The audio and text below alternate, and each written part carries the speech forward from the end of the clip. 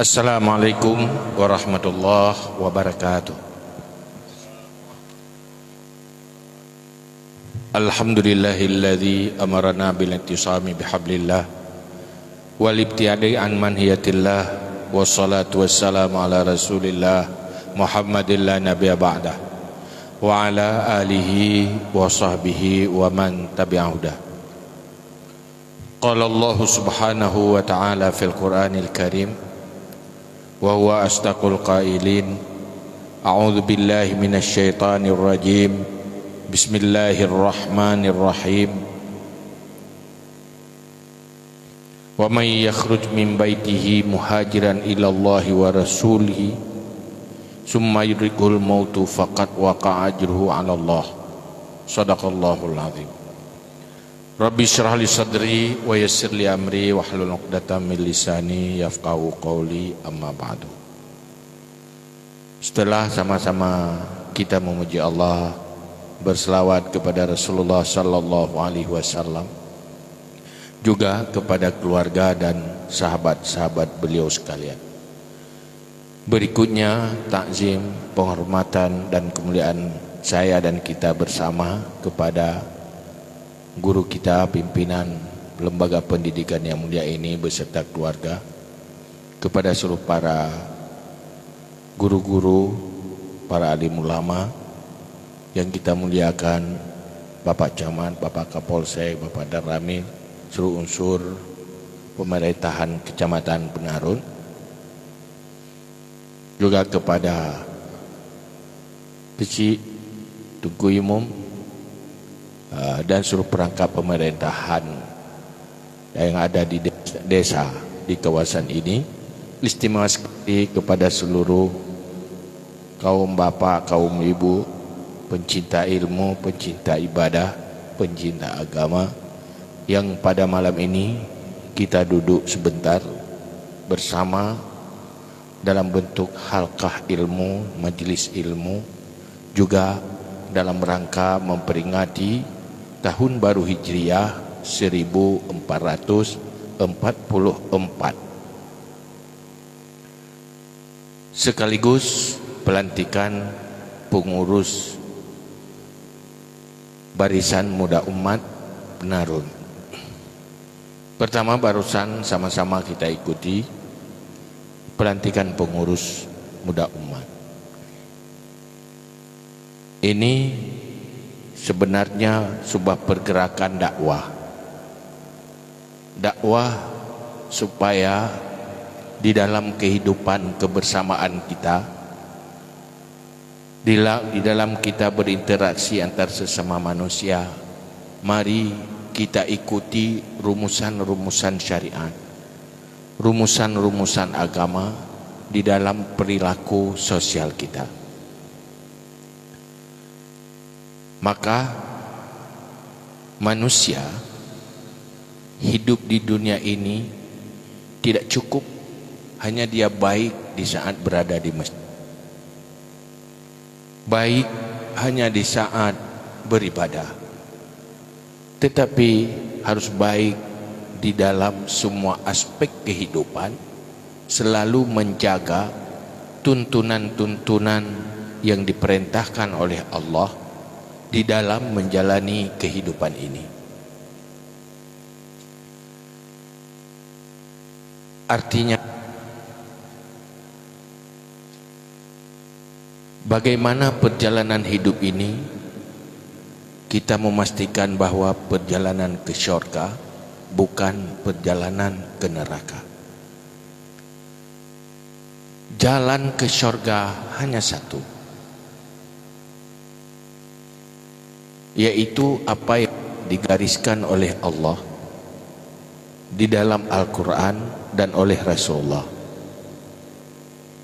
Kemudian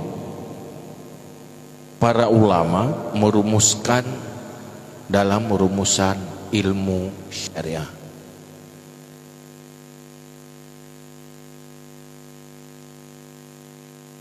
Tanpa agama, tanpa pengetahuan yang memadai tentang syariah, maka hidup akan gagal dan gelap.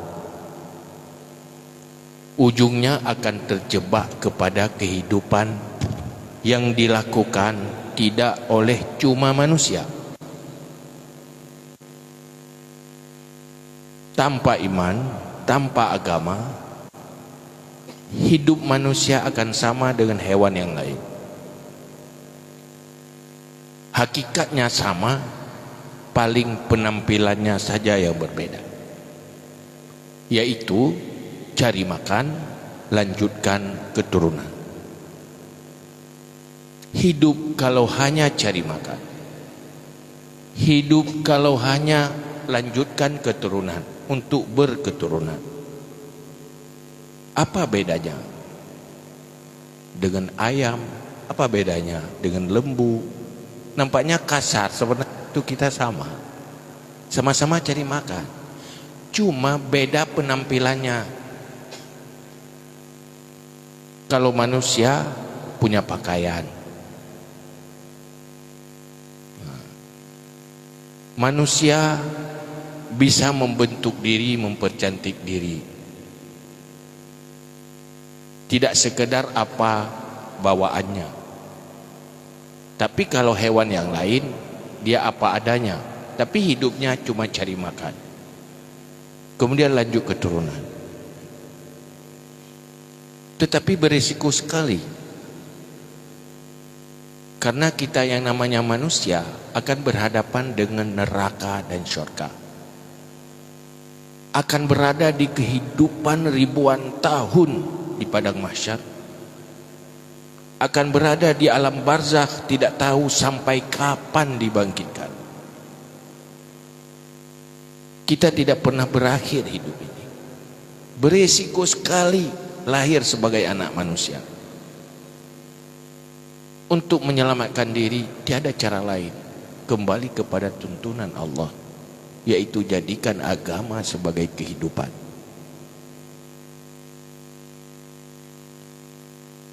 Hidup butuh makan, tapi makan itu untuk hidup. Tapi hidup itu tidak untuk makan. Hidup memang butuh makan, tapi hidup bukan untuk makan. Makan itu untuk hidup, karena Allah jadikan makan minum sebab bagi kita hidup. Tapi di saat kita hidup, punya tenaga, kita harus mampu hasanah fid dunya wa hasanah fil akhirah. Bahagia di dunia, bahagia di akhirat. Jangan sampai susah di dunia, takut pulang ke akhirat. Ini coba bertanya pada diri sendiri. Mungkin kalau kita tanya, apa kabar? Bagaimana nasib Anda? Gimana keadaan kehidupan? Pasti banyak yang menjawab, semenjak saya hidup, saya susah terus tanpa ada rasa senang. Miskin terus, enggak mau kaya-kaya. Sibuk terus, enggak pernah ada ketenangan. Itu hampir semuanya jawaban seperti itu. Di sini mungkin bukan ya. Sini kaya semuanya, senang semua, tidak pernah susah, ya, tidak pernah capek, tidak. Itu luar biasa kalau begitu.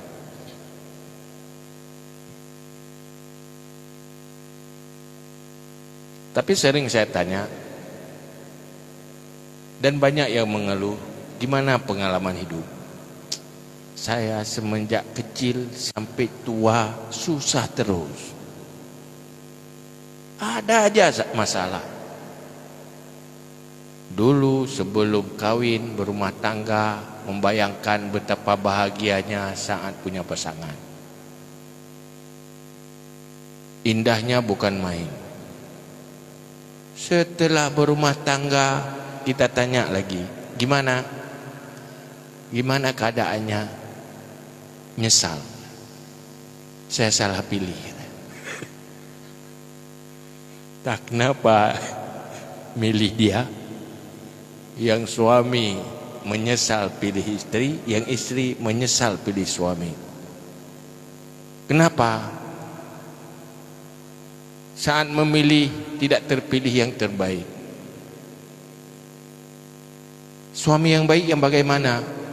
Ya, seperti suami orang. Istri yang baik yang bagaimana? Ya, seperti istri orang. Tanya sama orang, dia juga bilang begitu.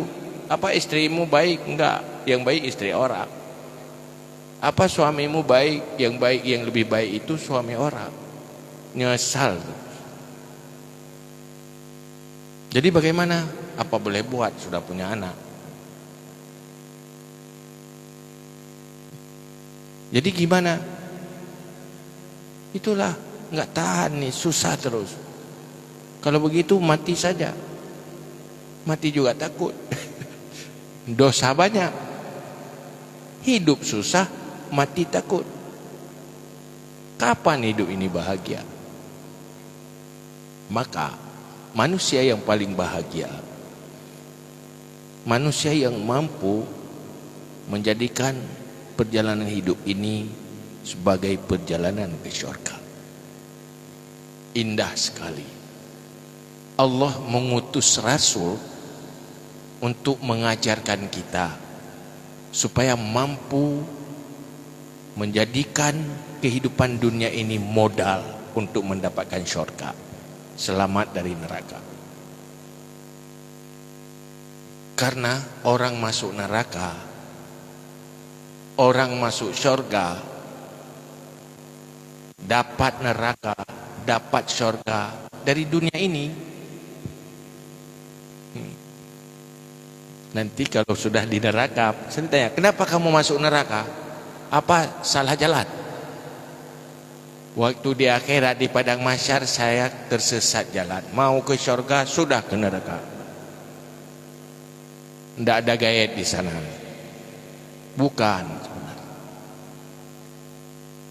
Di akhirat manusia tidak akan tersesat sampai ke neraka kalau di dunia ini tidak tersesat di dalam dosa-dosa.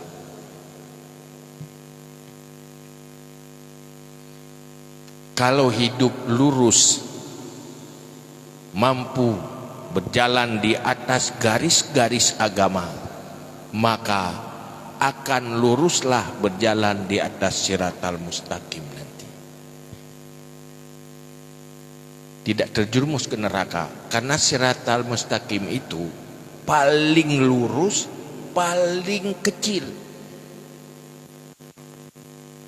Siapa yang bisa yang lewat, yang selalu berjalan lurus? Siapa yang mampu berjalan lurus di sana di saat mampu menjalani kehidupan yang lurus di sini? Siapa yang mampu menjalani kehidupan yang lurus di sini? Yaitu orang yang selalu berperilaku, bersikap, berpikir, berperasaan sesuai dengan aturan-aturan agama, aturan-aturan Islam. Siapa yang mampu menjalani kehidupan sesuai dengan aturan Islam? Orang-orang yang tahu ilmu Islam. Ilmu Islam yang berkaitan dengan ibadah, ilmu Islam yang berkaitan dengan rumah tangga, ilmu Islam yang berkaitan dengan bertetangga, bergaul, berinteraksi, cari rezeki dan sebagainya. Inilah fungsi Islam. Maka kita berharap dengan ada lembaga-lembaga seperti ini, disinilah kita tempat belajar bagaimana kita menjalani kehidupan ini sesuai dengan tuntunan syariah. Baru hidup ini indah. Kapan kita sanggup menjadikan agama sebagai kehidupan? Semua mau untuk baik kan? Nah, semua ini kalau kita tanya, yang sudah lama hidup pernah bercita-cita jadi orang baik? Pasti. Nah, pasti ada saat-saat kita bercita-cita ingin jadi orang paling baik. Ada. Ada yang bercita-cita dirinya jadi orang jahat dan paling jahat. Ada. Ingin jadi orang baik itu pasti ada. Tetapi tidak pernah jadi baik kan? Ya kan? Ingin jadi orang senang pasti ada. Tapi sulit jadi orang senang kan? Ya kan? Kenapa? Karena kita selalu salah jalan. Salah jalan.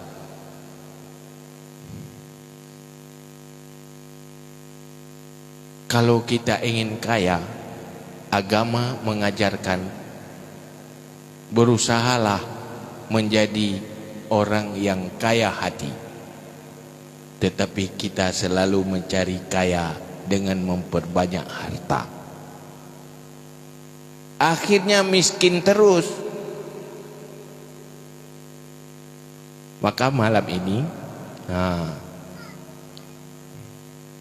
saya hanya ingin kemukakan pengalaman hidup sebahagian daripada waliullah, para hukama. Mereka menceritakan tentang pengalaman hidupnya supaya jadi pedoman bagi kita. Mau dengar? Ingin dengar? Ingin seperti itu? Enggak. Tidak. Ingin dengar tapi tidak ingin seperti itu. Ingin kan? Nah. Ini semua saya mau tanya. Ada mau kaya semua? Tidak mau. Bilang, nggak usah malu-malu. Mau jadi orang kaya? Mau. Siapa yang mau jadi orang miskin? Tunjuk tangan. Mana tahu dapat hadiah nanti. Mau jadi orang kaya semua? Mau. Mau jadi orang senang? Mau. Mau jadi orang mulia? Orang mulia, orang hebat? Mau? Tidak mau? Malam ini insya Allah pasti dapat kalau mau. Mau hidup ini dalam nikmat. Nikmat terus. Mau? Kalau mau silakan dengar pengalaman kehidupan sebahagian daripada hukama, orang-orang bijak dan cerdas. Mau enggak percaya silakan, tapi nanti resikonya untuk diri sendiri. Qala ba'dul hukama arba'atun talabnaha fa akhtana turukaha. 4 perkara yang saya cari hidup ini, ada 4 perkara yang saya cari dari mulai semenjak kecil sampai besar. Itu saya cari, tetapi saya tersesat jalannya, salah caranya.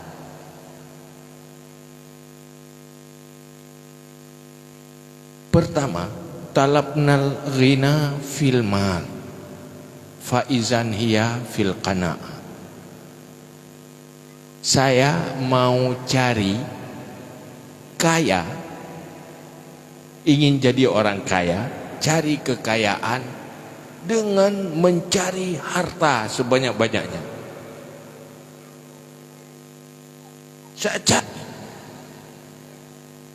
dapat, ingin tambah lagi, dapat lagi. Ternyata semakin dapat, semakin banyak tidak cukup.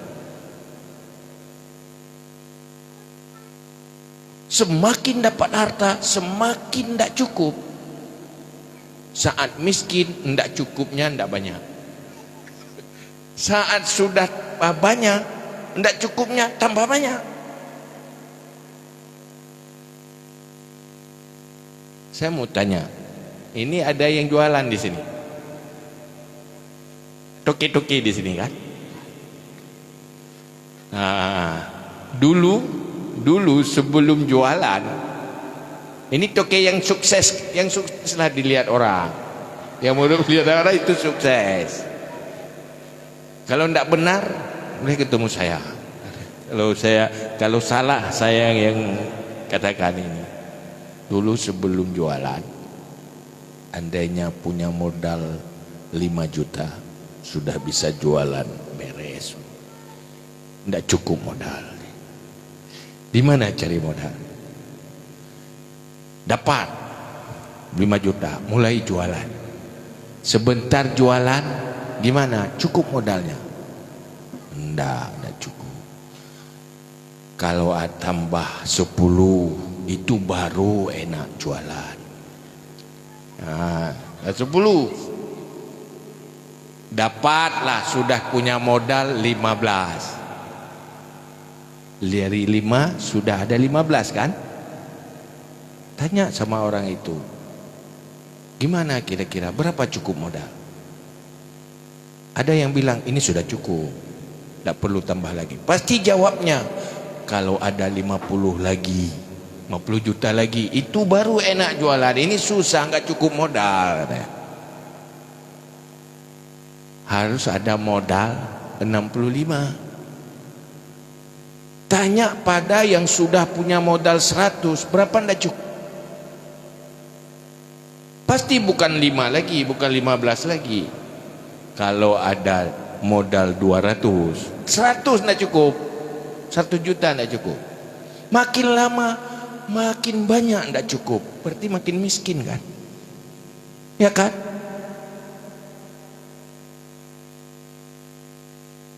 Makin beban kan? Beban.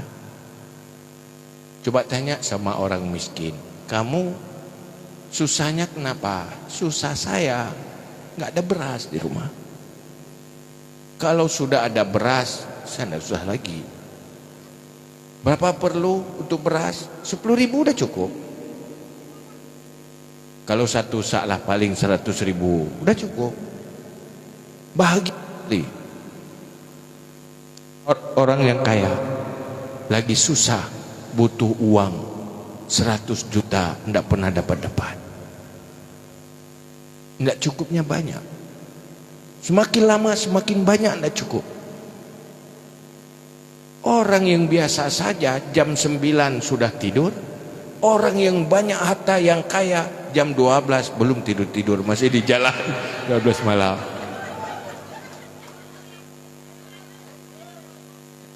Ya tidak. Istrinya kesepian. Akhirnya istrinya apa? Bang, aku tidak butuh uang banyak-banyak, butuh abang. Tapi abang pulangnya saat aku sudah tidur. Dan pergi sebelum aku terbangun. Apa artinya harta, bang?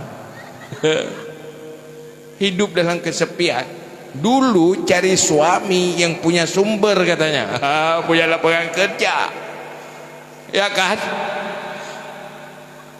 Akhirnya punya suami bagai nggak punya. Aku nggak dianggap katanya.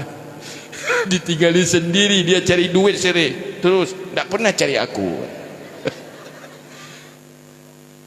Dulu pikir-pikir kalau kawin sama orang kaya lebih bahagia, ya kan? Rupanya aku tidak ada arti jadi istri kalau seperti ini. Mau cerai nggak dapat ganti.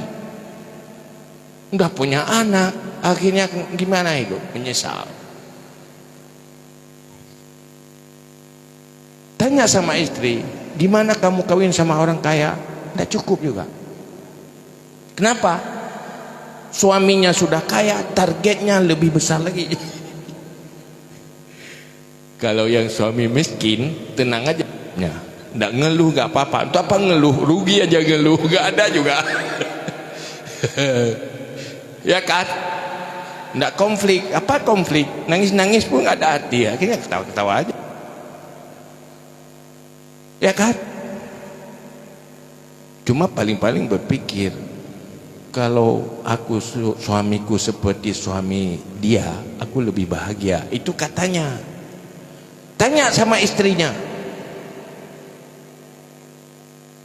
Ada perempuan-perempuan yang berpikir begini, kalau suamiku seperti suami dia, betapa aku bahagia, punya fasilitas, bisa ke salon, bisa macam-macam, kosmetiknya jutaan.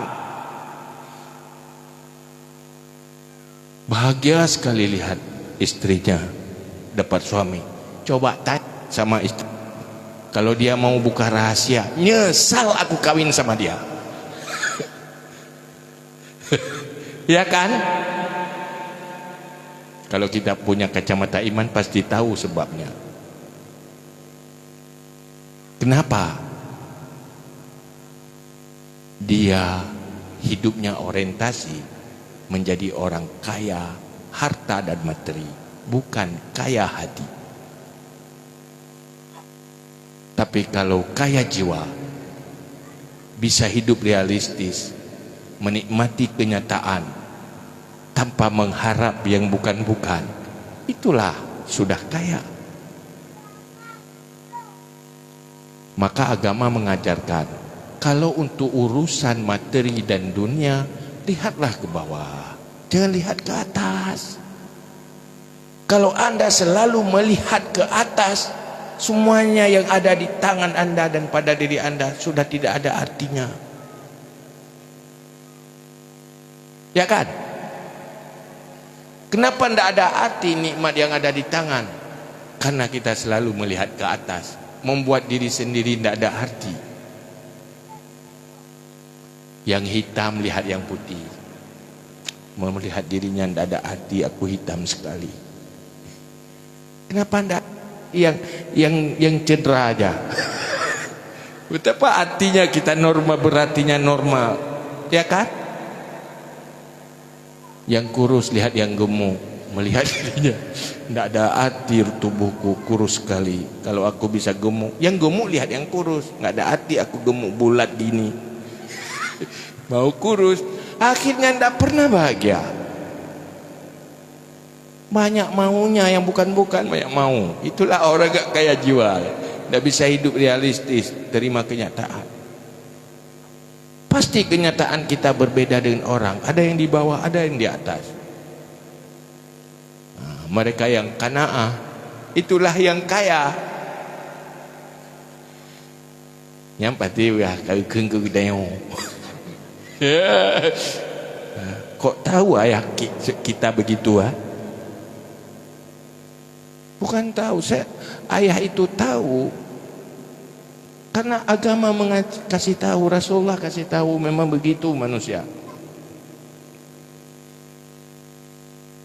Maka kalau ingin jadi orang kaya, kaya hati, ya.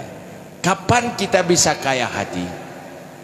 Apabila kita bisa melihat nikmat-nikmat yang kita miliki dan tidak melihat nikmat-nikmat yang kita belum miliki atau tidak miliki. Ridha dengan keputusan Allah terhadap kita. Maka agama mengajarkan salah satu sifat akhlak yang wajib kita miliki adalah ridha qada qadar Allah. Itu orang beriman. Semua keputusan Allah terhadap diri kita ridha. Terima kenyataan itu. Jangan memaksa kehendak. Kalau memaksa kehendak, pasti jadi orang menderita, bukan jadi orang kaya. Semua penderitaan akibat dari selera dan keinginan yang berlebihan. Ragu?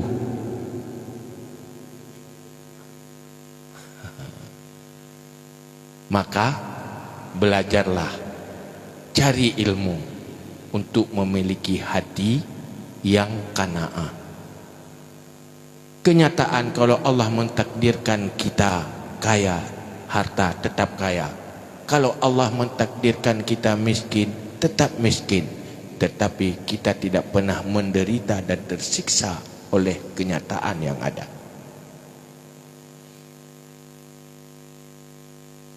Maka qanaah itu diajarkan di dalam ilmu yang dikategorikan oleh para ulama di dalam kitab tasawuf. Ilmu tentang qanaah itu fardu ain. Tidak cuma tahu salat. Itu yang pertama. Saat hatinya qanaah, tidak mempermasalahkan kenyataan, pasti hidup ini ringan dan bahagia. Tapi kalau hati yang tamak selalu bermasalah. Kenapa bermasalah? Karena mempermasalahkan. Semua masalah tidak jadi masalah kalau kita tidak permasalahkan. Betul? Istri di rumah tangga konflik. Kenapa istri mempermasalahkan suami? Kenapa suami mempermasalahkan istri? Coba kalau nggak mempermasalahkan, selesai. Nggak ada masalah. Kenapa nggak ada masalah? Nggak dipermasalahkan. Ya kan? Kalau sudah tidak dipermasalahkan, hidupnya akan tenang. Siapa yang mempermasalahkan? Itulah hati yang selalu tidak mau terima kenyataan. Disitulah bahagia, bukan kaya harta.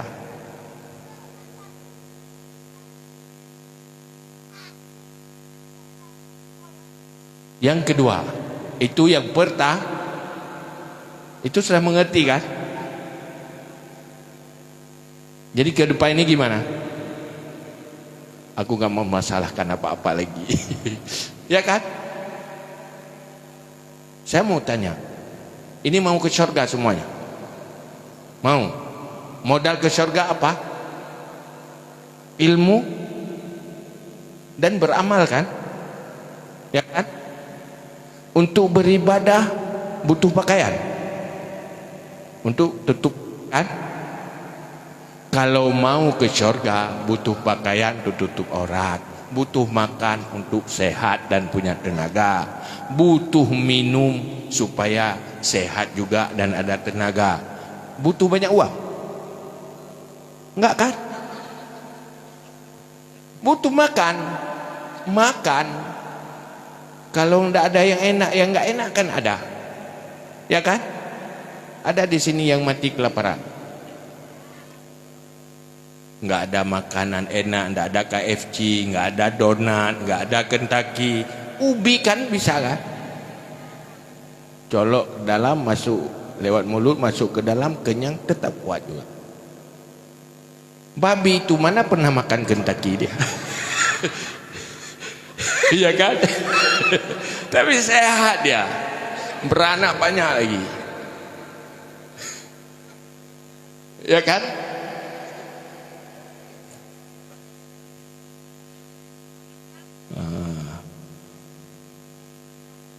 Ini kan untuk cari ilmu, untuk cari ibadah. Untuk cari ilmu agama pun kan banyak kali duit kan? Di sini berapa bayar? Enggak bayar. Kalau disuruh bayar ngutang lagi. Enggak bayar. Gratis kan? Rasulullah kasih ilmu gratis. Enggak usah banyak bayar. Itu kalau mau ke surga. Kenapa susah? Susah karena terlalu banyak selera. Terlalu banyaknya, selalu menyamakan diri dengan orang lain. Saat kurus ingin sama dengan orang gemuk, sangat pendek ingin sama dengan orang yang lebih tinggi, saat miskin ingin sama orang yang lebih kaya. Selalu ingin seperti orang lain, bukan ingin seperti diri sendiri. Maka jadikan dirimu sendiri, jangan pernah ingin menjadikan dirimu jadi orang lain. Itu yang pertama. Pengalaman ya begitu. Ya. Yang kedua, talabna raha fil kathrah faizan hiya fil qillah. Kita ingin punya harta banyak atau punya harta sedikit? Punya harta banyak. Siapa lebih tenang, orang punya harta banyak dengan punya harta sedikit?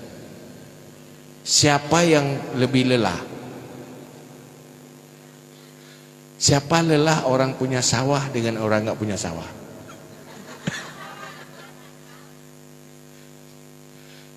Kita enggak punya sawah, mau lelah di mana? Ya kan? Ya kan? Siapa lelah, orang punya HP dengan orang enggak punya HP? Coba jawab. Yang enggak cukup tidur, siapa yang enggak cukup tidur, yang punya HP dengan yang enggak? Pasti yang punya HP sering enggak cukup tidur. Kenapa? Tergoda. Tergoda oleh HP. Ada tergoda game, tergoda ship, tergoda chatting, chatting. Macam-macam situ, akhirnya tidak cukup istirahat. Kenapa? Karena punya kan? Ya kan? Siapa yang banyak utang, orang punya duit dengan orang yang enggak punya? Hah? Yang enggak punya duit enggak dikasih utang sama orang. Enggak banyak utang, dia mau minta ngutang enggak dikasih, takut enggak sanggup bayar. Ya kan? Yang ngutangin yang punya modal awal. Apa itu? Nah, cara ya, atau itu pasti bayar 10% dulu, akhirnya 90 lagi ngutang. Ya kan? Siapa yang banyak kredit, orang punya duit dengan orang nggak punya? Kalau orang nggak punya, nggak kredit, dia tahu nggak sanggup bayar. Yang punya modal sedikit berpikir sanggup bayar, maka kreditnya di mana-mana, ujungnya susah, dikejar-kejar utang. Yang enggak punya banyak utang, banyak istirahatnya. Yang enggak punya banyak apa? Yang enggak banyak harta, banyak istirahatnya. Yang banyak harta enggak pernah bisa istirahat. Saya bukan larang banyak harta.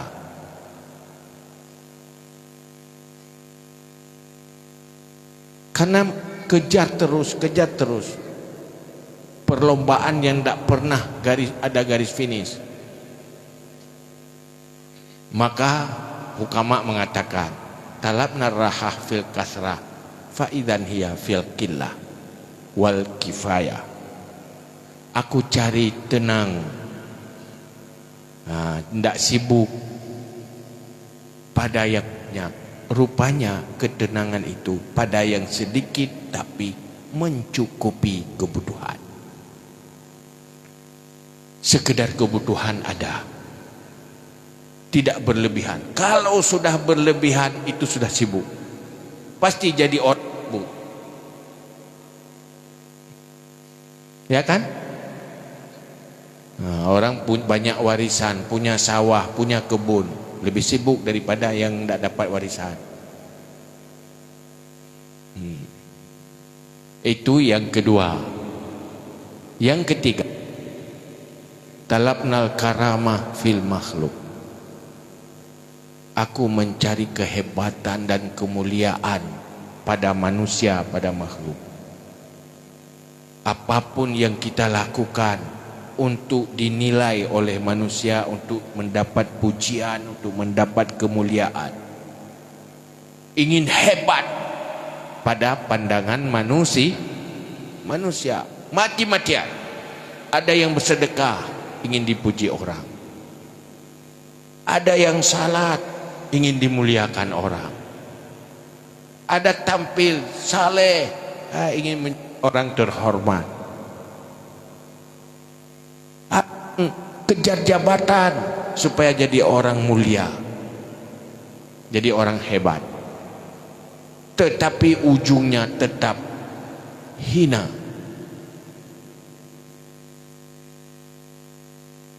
tertipu. Rupanya kapan kita mulia? Faizan hiya fit taqwa, faizan hiya fil khaliq. Kemuliaan itu ketentuan sama sang pencipta. Tidak ada kemuliaan kalau dicari pada ciptaan ini. Siapa yang dimuliakan Allah akan mulia untuk selama-lamanya. Maka lihatlah generasi sahabat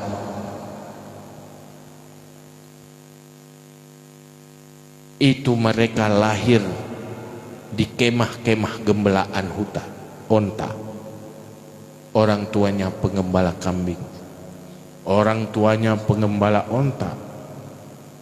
Rasulullah hadir, beriman, masuk Islam, berubah jadi pemimpin-pemimpin dunia, pengukir sejarah, dikenang di dunia ini sampai kiamat, dan sampai di akhirat menjadi raja-raja di sana. Sumber kemuliaan itu kalau kita selalu berjuang mendekatkan diri pada Allah. Banyak orang ingin mulia, ujungnya dicaci, dihina. Kita lakukan kebaikan kepada mereka, balasannya tetap hinaan. Kalau kata orang Aceh, kita supaya dihargai memberi ke mereka. Tapi tiga hantabi dejaro gaki menterapat.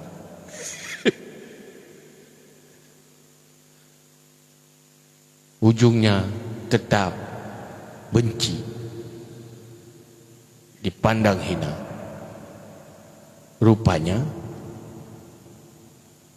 mulia yang sebenarnya kalau kita cari kemuliaan fil khaliq, pada sang pencipta. Caranya ikuti rumusan agama, amalkan ilmu yang diwarisi oleh Rasulullah.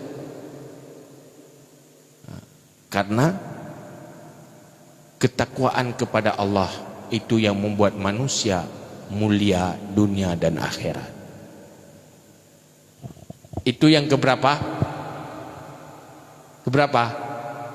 Ketiga. Keempat. Nah, itu pengalaman orang itu. Talabna nikmah fil libas wat ta'am. Aku mencari kenikmatan pada pakaian dan makanan. Ingin menikmati berpakaian, punya fasilitas.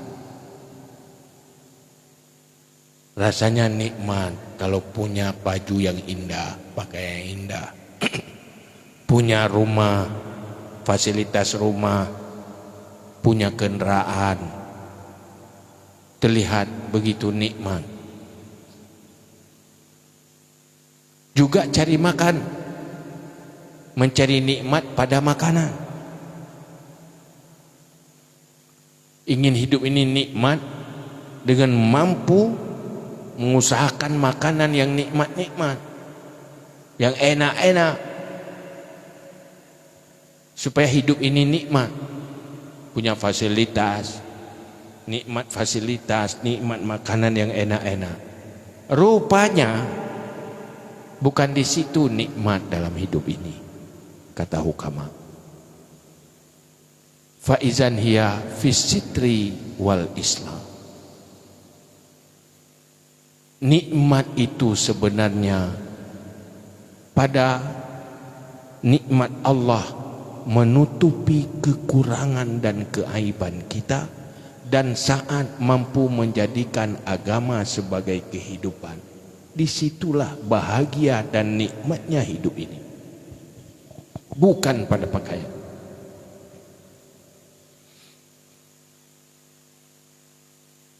Ada orang cari pakaian, ganti-ganti pakaian, cari nikmat. Nggak habis-habis. Akhirnya pedih, lelah di dalam mengejar nikmat. Orang menikmati baju, akhirnya sampai ngutang terus beli baju. Merasa nikmat itu sebentar. Waktu baru nikmat sekali. Ini baju baru, model baru. Baru sebentar pakai udah nampak model baru lain lagi. Nah, ini udah out model ini, simpan. Beli lagi. Apa saat kita beli ganti-ganti itu terus, apa enggak capek? Apa uang itu dari mana datang? Coba lihat, dari mana datang sebuah baju yang kita beli, uangnya coba cari riwayat uangnya. Coba terus dari riwayat datang uangnya. Mulai dari lumpur di sana orang petani. Lelah di hutan cari rezeki. Oh, aku punya suami. Anda telah membuat suami Anda lelah. Tetapi demi sayang dan cinta istri tidak apa-apa. Yujung bu ilakoi kayan uri uputi ri ba matang. Hang di mepi apa yo mentar lagi. Lihat kabagah kena penyakit lah kau akan meninggal kaji ke janda. Wahai hutang tepi-tepi kaya. Ya ada ngeluh enggak pernah beli baju, enggak punya baju. Waktu ada periksa lang mari hanlet li. Kapayangan tu ot tutup. Wahai mak kunci meutun kapuno.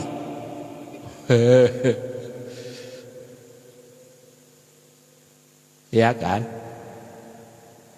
Tapi di sini enggak ada seperti itu. Mungkin daerah lain walaupun dekat-dekatan di sini.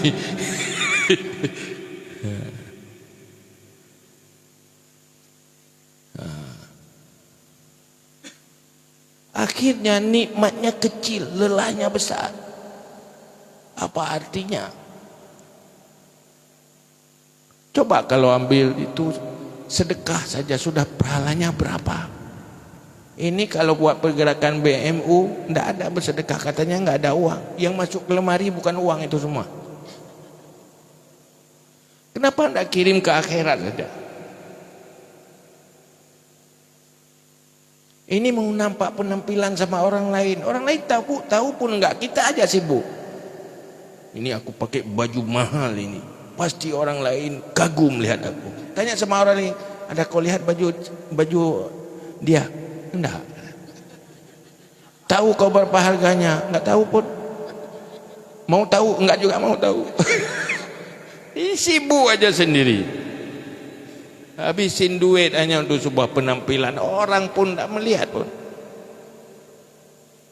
Apalagi mau dari Penarun pakai baju bagus-bagus, bukan ke Jakarta, ke sana, ke Lukuk.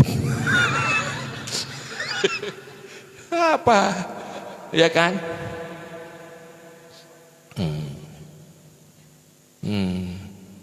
Apa jalan tak cantik, jalan tak bagus, naik kereta lelah, keluar keringat, kita pakai kosmetik mahal-mahal, udah itu jalan diterik matahari, ujungnya kosmetik masuk ke sini semua. Ditarik keringat, sampai tinggal di sini bisa masuk kotak lagi, kayak sekali lagi.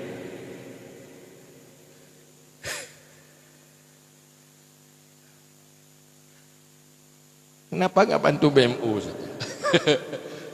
Buat orang-orang miskin jadi senang kan, itu kan dapat pahala. Karena nanti jangan sampai menyesal. Semua orang mati minta hidup. Kenapa minta hidup? Sudah melihat betapa bermanfaatnya mengamalkan agama dalam kehidupan. Kita punya harta, amalkan agama dengan harta kita, infak pada jalan kebaikan. Kita punya tenaga, pakai untuk beramal untuk akhirat.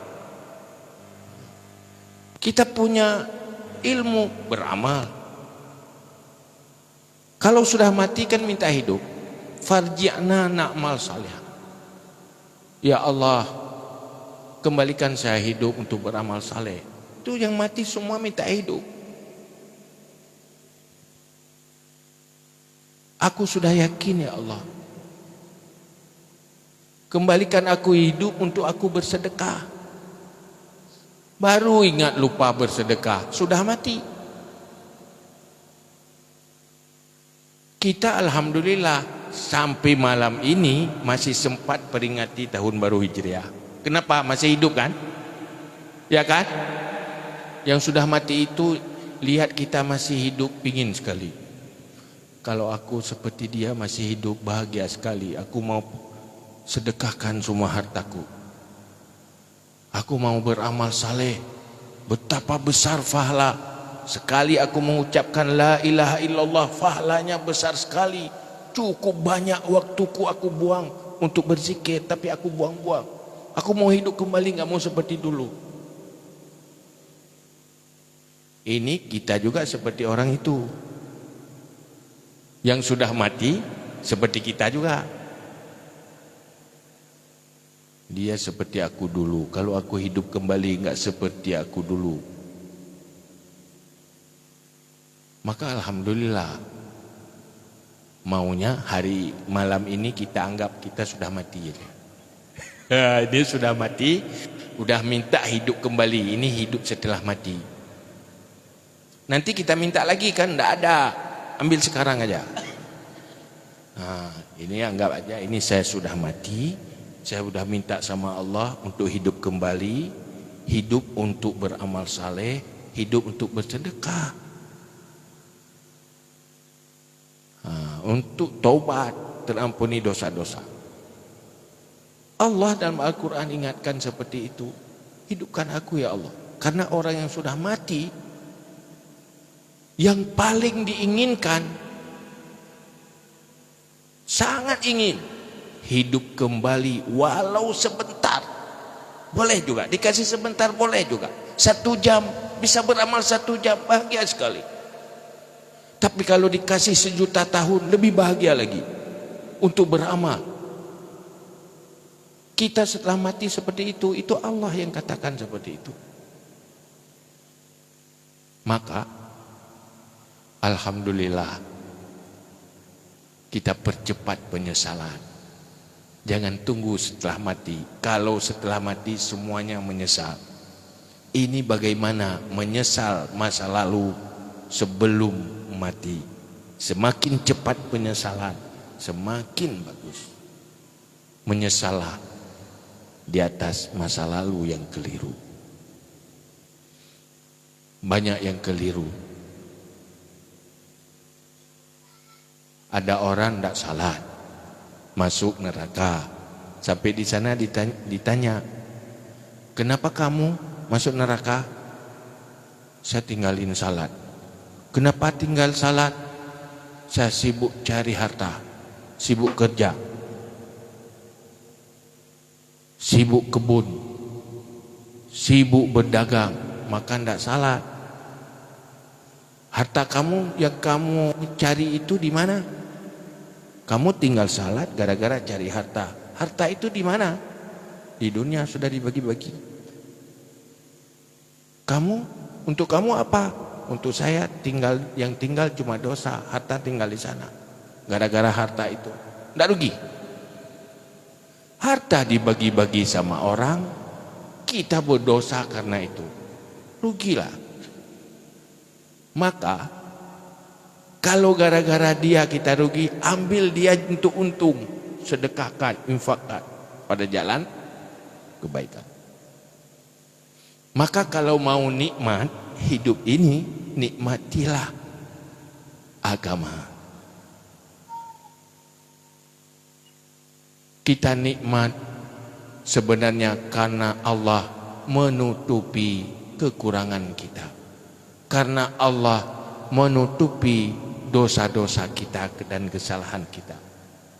Kita mendapat nikmat kalau kita bisa mengamalkan Islam dalam kehidupan. Disitulah hidup itu nikmat. Coba saja. Kalau benar-benar yakin dan mencoba, pasti pada saatnya akan mengatakan, kenapa saya tidak dari dulu seperti ini? Ini kalau dijelaskan seperti ini kurang bersemangat. Ayo kita nikmati, kita bahagiakan diri dengan dekat dengan Allah, disayang Allah. Kita hidup bersahaja sesuai dengan agama. Disitulah hidup ini hati jadi bahagia. Hidup bahagia, mati juga siap. Itulah arti dari kehidupan. Semuanya kembali, yaitu jadikan agama sebagai kehidupan. Maka langkah pertama pastikan ada ilmu agama tentang ibadah, ada ilmu agama tentang kehidupan. Ada kehidupan pribadi, ada kehidupan rumah tangga. Beragamalah dalam berumah tangga. Setiap kita berumah tangga, ada aturan Islam dalam rumah tangga. Cari ilmu, amalkan. Antara suami istri ada hak dan kewajiban dalam Islam. Ada aturan, amalkan itu. Berumah tangga itu jadi ibadah karena menjaga aturan syariat. Kita bertetangga, ada aturan Islam dalam bertetangga. Pakiban ilmu syariat dalam bertetangga, hak-hak tetangga, kewajiban-kewajiban tetangga. Ada pertemanan, ada persaudaraan, ada pergaulan. Semuanya ada aturan agama. Jadi Islam itu tidak cuma mengatur di masjid, mengatur cara salat. Kehidupan kita menjadi pahala. Kita duduk di masjid berpahala, iktikaf di masjid berpahala, duduk di toko berjualan itu bisa berpahala kalau kita lakukan sesuai dengan kaidah-kaidah syariat. Tidak semua orang sanggup di masjid 24 jam. Kita cari rezeki, maka pandai-pandailah cari rezeki itu bisa jadi amal. Bagaimana? Cari ilmu. Maka tidak sama. Orang mengamalkan Islam, profesi boleh sama, tetapi yang punya ilmu mengamalkan ilmu tidak sama. Satu orang boleh masuk surga karena jualan, yang satu lagi masuk neraka karena jualan. Allah mengutuskan Rasul ke kita, utus Nabi, kemudian diteruskan oleh para ulama. Kalau orang beriman, orang Islam jualan, bagaimana supaya sampai ke surga, jangan sampai ke neraka? Maka ada aturan syariat di dalam jualan. Maka ada ilmu muamalah, ada ilmu tasawuf di situ. Ada orang masuk neraka karena kesalahan dalam berumah tangga. Ada masuk surga karena berumah tangga. Di mana fahala-fahalanya seorang istri yang luar biasa, tahu kalau punya ilmu, diamalkan itu. Kenapa masuk surga? Karena status seorang istri. Tapi ada juga masuk neraka karena status seorang istri, karena dosa-dosa seorang istri. Ada juga yang laki, kenapa kamu masuk surga? Karena fahala sebagai seorang suami. Ada yang masuk neraka, kenapa masuk neraka? Karena dosa-dosa saat saya jadi suami. Banyak kezaliman yang saya lakukan dalam rumah tangga. Maka inilah butuh ilmu, dimulai oleh ilmu-ilmu syariat. Kalau tidak seperti itu, kalau tidak untuk itu, tidak perlu Rasulullah menyelamatkan diri berhijrah hanya untuk menyelamatkan misi perjuangan Islam, untuk sampai kepada kita-kita ini. Maka kita harus yakin pada malam ini, beruntung sekali kalau bisa merubah sikap kita ke depan. Kita ambil kesimpulan sekarang, ini kita semuanya masih punya kesempatan menjadikan sisa-sisa hidup ini hidup yang terbaik. Semoga Allah memberi taufik dan hidayah kepada kita. Itulah kebahagiaan. Alhamdulillah, nyawa masih di tubuh kita. Kita masih punya kesempatan untuk menyelamatkan diri dan mencari kebahagiaan abadi. Dengan memperingati tahun baru Hijriah, kita ingat terhadap nasib masa depan abadi kita. Satu-satunya jalan, kembalilah menikmati agama sebagai kehidupan kita dengan memastikan diri selesaikan ilmu fardu'in untuk diri kita. Kalau ingin anak-anak kita seperti itu, pastikan anak-anak kita selesai ilmu fardu'in sebelum ilmu fardu kifayah. Kalau sudah cari ilmu, di sana akan kita dapati, tidak mungkin dalam waktu 1 jam ini, 1 jam atau 2 jam ini, kita bisa dapati semuanya. Dekatlah kepada halkah-halkah ilmu. Hidupkan lokasi ini. Ini kesempatan. Guru kita sudah mau di sini. Sudah korban mengorbankan hidupnya untuk di sini. Kita cuma tinggal mendukung saja. Semoga anak-anak kita di sini bahagia. Yaitu dimulai dengan menyukseskan ilmu agama yang fardu. Pastikan itu untuk diri sendiri, untuk anak. Kalau anak kita tidak selesai ilmu fardu'in, itu dosa besar. Yang dosa itu orang tua bertanggung jawab. Alhamdulillah ada guru kita, ada lembaga di sini yang membantu kita untuk meringankan tanggung jawab kita pada Allah terhadap anak-anak kita. Terima kasih. Nyokabih kan? Mari sama-sama kita berdoa.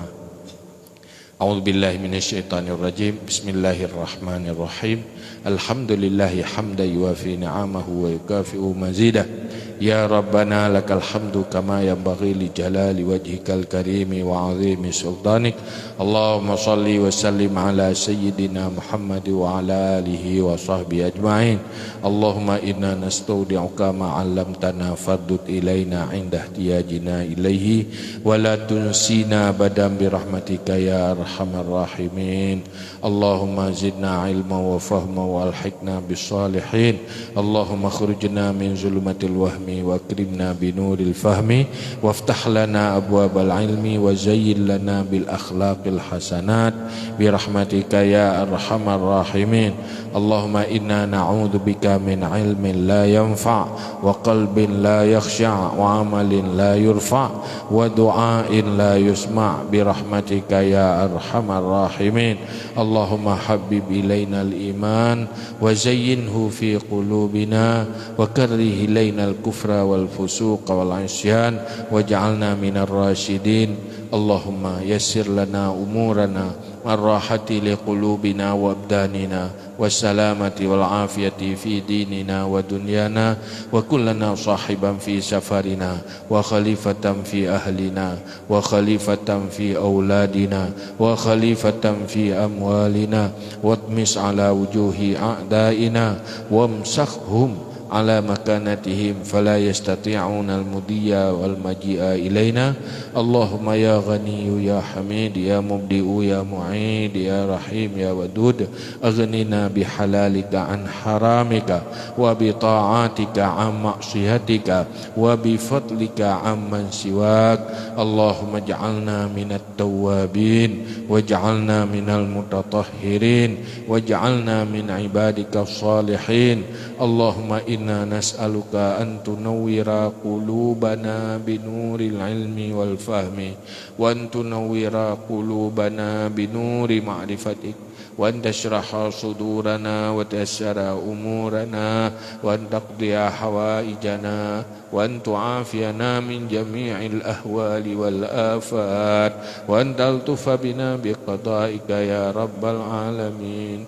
اللهم اغفر لنا ذنوبنا ولوالدينا وارحمهما كما ربيانا صغيرا ولجدنا ولجداتنا ولأستاذنا ولمشايخنا ولمعلمينا ولمن له حق علينا ولمن أحسن إلينا ولمن أوصانا بالدعاء ولمن أوصانا بالدعاء ولمن أوصانا بالدعاء ولجميع المسلمين والمسلمات والمؤمنين والمؤمنات برحمتك يا أرحم الراحمين. اللهم لك الحمد ومنك الفرج وإليك المشتكى وبك المستعان ولا حول ولا قوة إلا بالله العلي العظيم. صلى الله على سيدنا محمد وعلى آله وصحبه وبارك وسلم. سبحان ربك رب العزة عما يصفون وسلام على المرسلين والحمد لله رب العالمين. الفاتحة. ورحمة الله. أعوذ بالله من الشيطان الرجيم. بسم الله الرحمن الرحيم. الحمد لله رب